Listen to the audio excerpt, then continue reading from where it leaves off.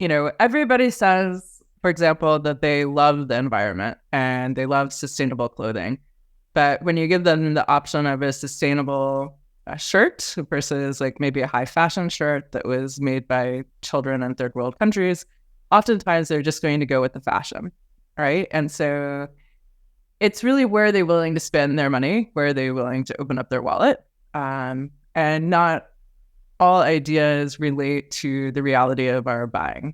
And so that next step is getting people to spend the money. Yeah. And that is really the true nature of proof. Because again, like what we say and like how we purchase oftentimes are very different things.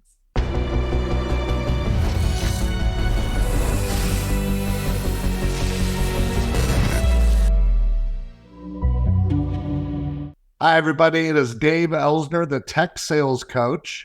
And with me today is Mercedes Bankston. Mercedes is part of the Founders Institute. You're the program director, and you also work as a venture capital advisor. And our subject today, because I know I've got a lot of people in my network that have great ideas and are founders and entrepreneurs, is to talk about how do you get funding? How do you get investments? How do you get venture capitalists involved? Well, I definitely appreciate you doing this. Okay, so I have a great idea, and I come to you and present my great idea and say, help me. What is the first thing you would advise somebody? I think it's proving your great idea, right? So everybody thinks they have a great idea. Yep.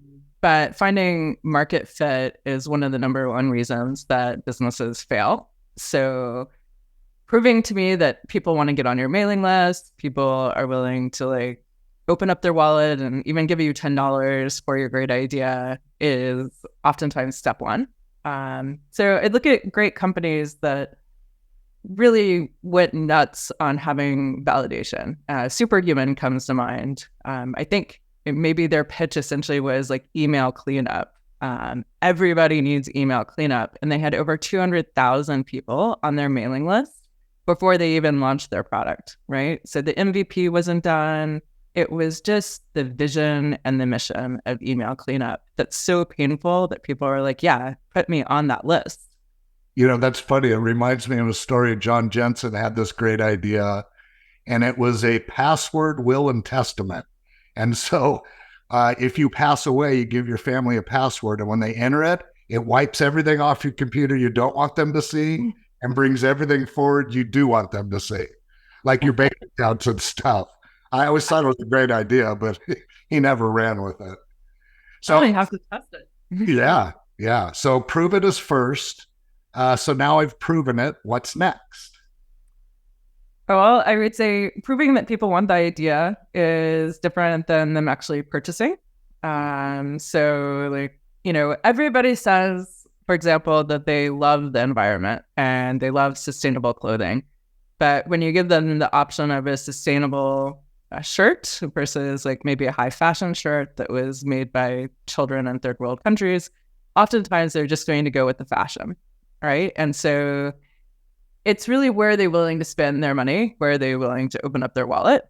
And not all ideas relate to the reality of our buying. And so that next step is getting people to spend the money. Yeah. And that is really the true nature of proof. Because again, like what we say and like how we purchase oftentimes are very different things. Yeah. So prove it and then bootstrap it, right? For a while. Get a following, get a belief in place that it will work. And so, okay, now I'm going to go out and look for investors or venture capitalists. Am I putting a pitch deck together? You should put a pitch deck together. But I think the biggest mistake that I see in this demographic of, entrepreneurs looking for investors is they just go and talk to any investor underneath the sun. Right. And an investor typically has a thesis. And so you should ask, like, what is that thesis? Figure out who they are. Sometimes the thesis includes like the location that they're at, what they invest in, maybe who they invest, and really their outcome. So I've seen theses that are as narrow as like, hey, we're investing in only like clean water startups in America, or, brain diseases and solutions. That would be an example of like a med tech type startup or a medical one. Sure. So that's really good. That's much like any salesperson. You got to figure out who your ideal buyer is, what we call the ICP, and do your research before you waste your time. And so that's really good advice. You got to find the right investors. And I'm sure the same is true for venture capitalists. Yeah, and you also want to find the right venture capital partner. So, there's a lot of great ones, but there's also some that you replace CEOs, right? Or maybe they don't help your company grow. So when you're looking at a venture capital firm or a venture capitalist to help fund you, figure out how they can help you. If they're willing to help you, or if they're willing to peel apart your business and like take it for a ride, because there's both sides of the scenario. Right. So going back to the idea of a pitch deck, obviously you're going to need proof in there. You're going to need what? A business plan that shows what investments are necessary and what the potential outcome will be. What are some of the other elements? Or I'm a little naive. I've never been a founder other than the sales trading business. So yeah, so there's different types of decks, right? So there's problem solution decks, there's kind of visionary type decks. I think it depends really where the founder is at in their journey. Just like there's Series A type decks, they're going to look very different than the initial problem solution launch deck that you see in pre-seed. They should, ideally all contain kind of like who your target market is. When I say target market, it's not like, 1% of people that own cell phones. No, that is not your target market. Like, it's not billions, it's not 1% of any type of market. It's very quantifiable data that could relate to demographics, to location, to buying behaviors, obviously verticals. And then again, like that proof, right? And the vision, your team is oftentimes very important to your company. Yep. Your go-to market, what is some of that secret sauce? And you don't have to lay everything out, but, understanding maybe the cost of acquisition or your customer lifetime values oftentimes are really important to venture capitalists. For example, I have a company that's in the gaming area, and their customer acquisition cost was like less than 10 cents. And they were able to grab like 500,000 users. And we were like, how did you do that? And he's like, it's a secret. That was like his secret sauce that he was not going to divulge, but the outcome was like so amazing. And he's still in like the top 10 of, I think, games on like Zynga, this platform. Wow. I love a good success story. And you're usually on the journey with these people from idea to funding. Can you tell me another success story maybe that without revealing who it is, maybe? Yeah. So, one of my founders, he had 18,000 people on his mailing list. It was a home security type product. And, he asked them all sorts of survey questions, like, what should the name of my company be? Like, what should the product look like? And he ended up coming up with a home-based product that looked like this little globe that would light up and had different colors, almost like a piece of artwork. Okay. But, instead of like an ugly cable box that's like a network device, it was like a piece of artwork that he created. And people loved it. And so he did a pre-order. He was able to make $2 million off the pre-order. And then he decided to do an equity crowdfund with them. And something like 80+% of the people that did the pre-order were like, yeah, I'll, put money into his company, whether it's like $50 or like 5,000. And he raised, I think, 2.5 million on that equity crowdfund, giving away less than 6%. And that was just super exciting because he started his company out essentially with about $5 million between pre-order and equity crowdfund, giving away very little away. And he was off to the races. Awesome. Was that his personal money, or do you get a loan that early?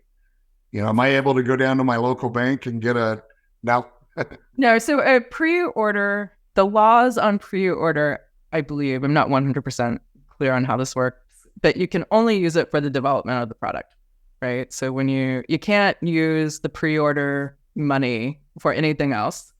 And then with the equity crowd fund, that's not his personal money, it's company money. And if he should have a fiduciary duty to do the right thing to grow his company with it. And that's the trick. It's like when you do these type of fundraisers is to make sure that the founder doesn't go wonky and like go buy a Porsche. Right. Yeah, I get my daily email from crowdfund inviting me to, give 1,000, 2,000 here and there for various startups. It's very intriguing. That's for sure. The other thing that I see is companies always seem to start with private investments. They go to their friends, their family, and that's where they're raising their initial capital if they don't have it. But I also think that's very dangerous because, you could bring harm to your family and friends as a result if you don't have your stuff together. Well, there's a reason in the industry we call it the friends and fools round, right? And again, it's, there's two sides to it, right? Like you do have to kind of raise, I think, very early on from friends and fools. And it's just because they believe in you. The same with like angel investment, like really early on, when you go through that idea stage and you start getting that initial traction, an angel is probably going to connect with you based off of the idea. Maybe they have the same problem. Maybe they believe in the mission or they believe in the founder. And those are usually the reasons that people invest early on is they believe in the problem and they believe in the founder. And if you have both, then that's just a fantastic scenario for the founder to raise angel funds. I've done that twice with friends and I'm 50-50 so far. And again, like when you become a little bit more of a savvy investor, then you figure out like, who do I invest in? And again, a lot of that's like the traction, right? So if they come to you and say, I have 18,000 people on my mailing list and I haven't come out with the product yet, that like there's 18,000 people that have like some type of interest in whatever he's doing. And sometimes I talk to founders that have what I believe are incredibly dumb ideas.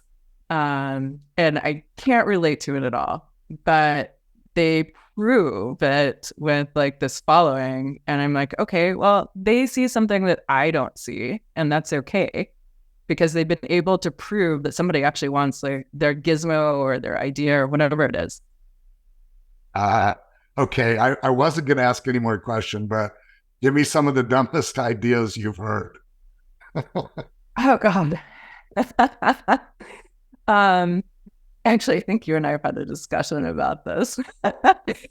There's like from male founders or that come up with ideas, they always want to find like something stupid in the grocery store in a minimal amount of time. And so they're always like, let me light up the entire grocery with electronics and spend a ton of money doing this so I can like find my salt fast. I think that is like a incredibly dumb idea. Like the operations, the cost, the amount of time. And it's funny because I was at a pitch a couple of years ago and this came up and like all the men on there were like, this is a great idea. And I was like, guys, how much are you willing to subscribe to like this product like a month? And I had them write down their answers and the highest amount was 90 cents. Oh, geez. And I was like, okay, so we all love the idea, but we're not willing to open up our pocketbook. And like, this kind of goes back to like, what is the real validation as a consumer that you're willing to spend? The other one that I really hated was luxury returns. And this founder proved me wrong and she's pivoted a little bit, but she was along the lines that if people were willing to spend 25% to have someone else just like return an item for them. Oh, wow. who is willing to do that? Well, it turns out like super wealthy people that have personal shoppers and like just buy lots of things are willing to spend 25% to have someone just come and pick up the product and repackage it for them. I thought that was a really dumb idea. And turns out that actually I was wrong.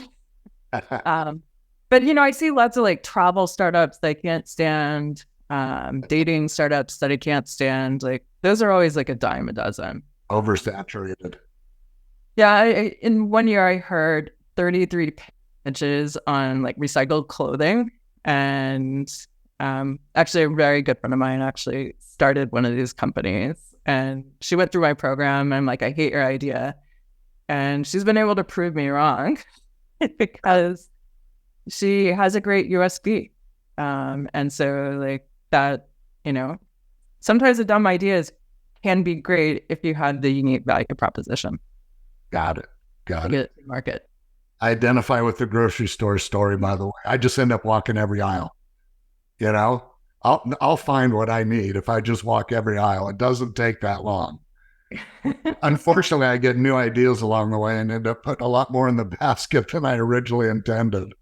But that's just American marketing. They want you. Yeah.